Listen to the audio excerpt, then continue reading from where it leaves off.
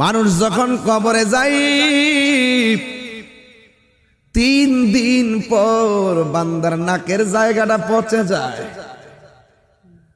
এই জায়গাটা যেই মাত্র পচে যায় তখন পেটের ভিতর দিকে কিরা বের হয়, কিরা পোকা। এই পোকাগুলা দলে দলে আবার অন্য পোকাদেরকে খবর দেয়। এমন দুর্গন্ধ, এমন দুর্গন্ধ রে, আমি তাহিরি হুজুর বানায়া কথা বলি না রে বন্ধু। আপনারা জবানটা খুলে কোন, আমাদের আসল ঘরের নাম কি? বিল্ডিং না কবর।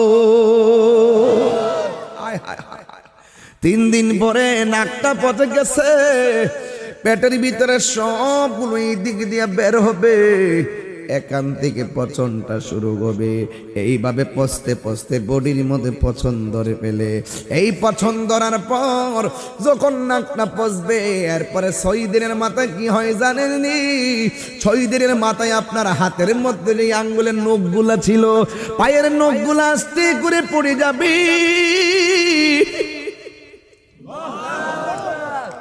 আরে এত সুন্দর বডি, এত সুন্দর চেহারা, এত শক্তি আমার, নিতর দেহ কবরে।